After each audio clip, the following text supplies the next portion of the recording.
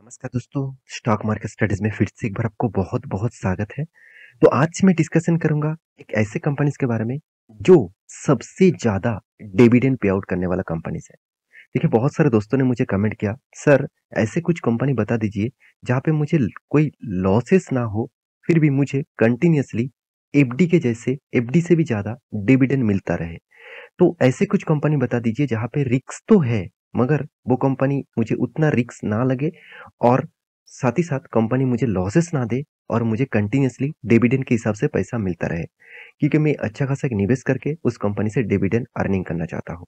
तो मैं आज उसी से जुड़े हुए कंपनीज़ के बारे में बात करूँगा, जो मेरे मतलब एनालिसिस के हिसाब से देखिए बहुत सारे कंपनीज़ हैं, उनमें से मैं एक बेस्ट कंपनी आपके सामने लेके आया, जो लॉन्ग टर्म विज़न के लिए ज़रूर हमेशा रहेगा। साथ ही साथ इस कंपनी का जो पोटेंशियल है वो बहुत ज़्यादा है। साथ ही साथ इस कंपनी सबसे high dividend pay out company है। तो चलो सब कुछ मैं आपके साथ डिस्कस करूँगा, तो वीडियो को लास्ट तक ज़रूर देखिएगा और अभी तक आपने इस चैनल को सब्सक्राइब नहीं किया तो देर किस बात की, जाके अभी कर लीजिएगा, क्योंकि आपके सब्सक्रिप्शन के बिना कुछ भी संभव नहीं है, आपके प्यार के बिना कुछ भी संभव नहीं है।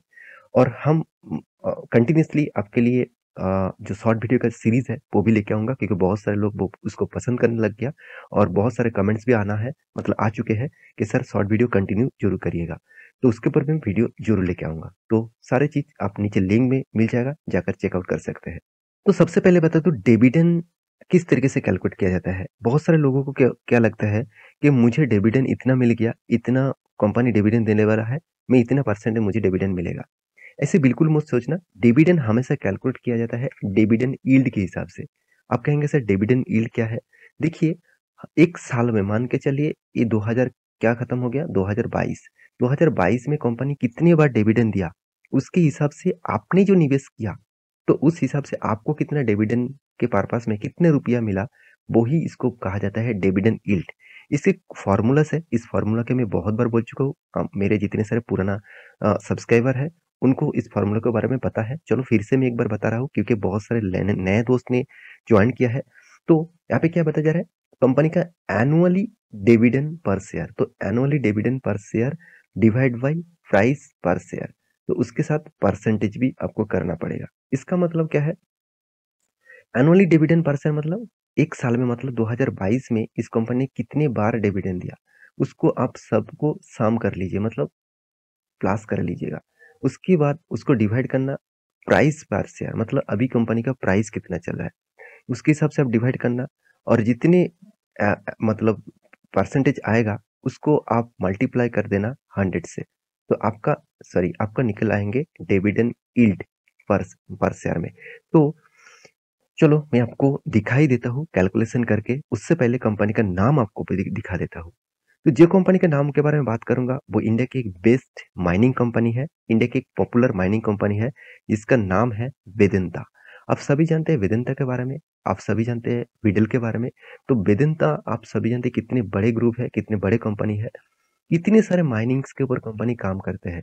मान के चलिए इस कंपनी का माइनिंग का जो प्रोजेक्ट है सिर्फ माइनिंग के ऊपर नहीं, कितने सारे अलग अलग कैटेगरीज के ऊपर कंपनी काम करता है, आप देख सकते हैं।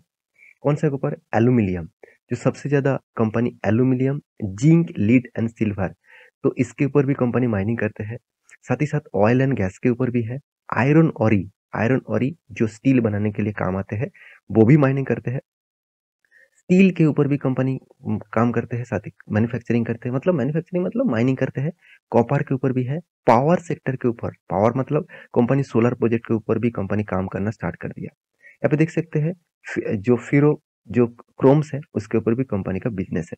तो सब कुछ आप यहाँ पे आपको देखने को मिलेगा। आप एल्यूमिनियम देखेंगे तो कंपनी का कैपेसिटी कितना है वो भी आपको दिखेगा। जिंक दिखेंगे तो उसका भी कितना मिलियन टन्स में कंपनी का कैपेसिटी है वो भी देख सकते हैं। ऑयल में कितना कैपेसिटी है वो भी देख सकते हैं। आयरन ऑरी में कितना है वो भी देख सकते हैं। स्टील के ऊपर कितना है वो भी देख सकते हैं। तो डिविडेंड के लिए हमेशा इन्वेस्ट करना भी रिस्की होता है। तो इस कंपनी कितना डिविडेंड दिया, चलो मैं आपको दिखा देता हूँ। सबसे पहले मैं इस कंपनी का डिविडेंड यील्ड के ऊपर जाऊँ तो आप देख सकते हैं 22% का डिविडेंड कंपनी दे चुके हैं। परसेंटेज के हिसाब से देखा तो कंपनी 89% का डिविडेंड दे चुके हैं।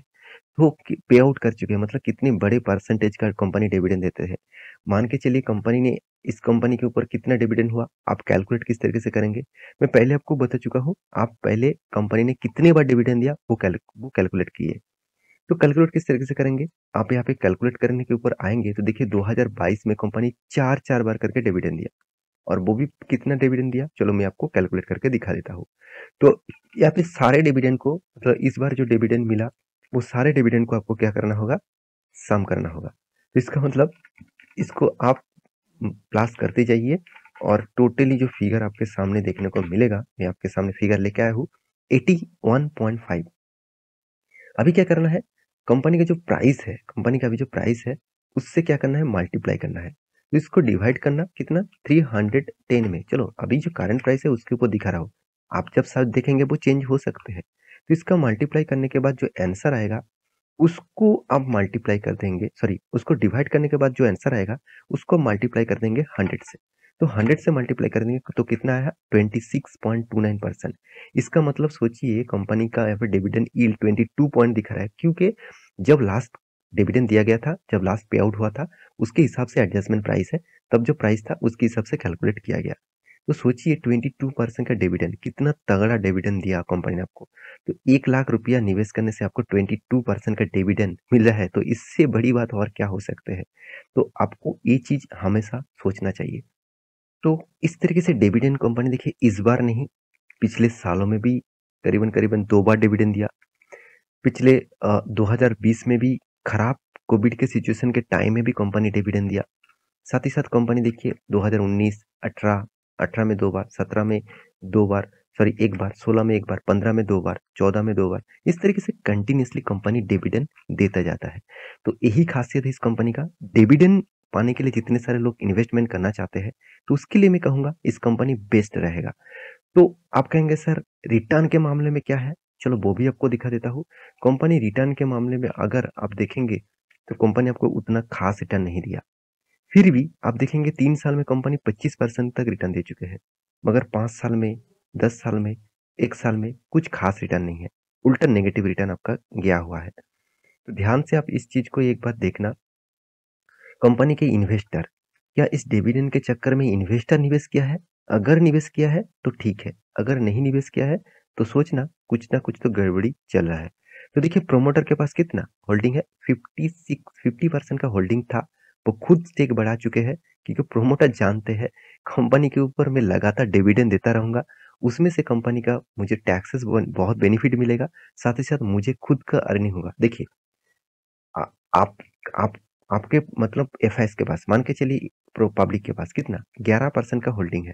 इस जो 11% का जो होल्डिंग्स है, इस 11% होल्डिंग में जितने सारे लोगों के पास हिस्सेदारी है, उसको तो 22% के हिसाब से डिविडेंड यील्ड मिल जाएगा। मगर सबसे ज्यादा डिविडेंड यील्ड किसको मिलेगा? सबसे ज्यादा डिविडेंड का फायदा किसको मिलेगा? प्रोमोटर के पास। मतलब प्रोमोटर ने भी तो निवेश करके रखे, उनका भी तो हिस्सेदारी है, तो वो भी डिविडेंड कमाएगा। तो ये चीज आप सोचना, कंपनी खुद किस तरीके से उसका टैक्स सेविंग करने के लिए, उसको अर्निंग करने के लिए एक प्रोसीड्यूर वो बना चुके हैं।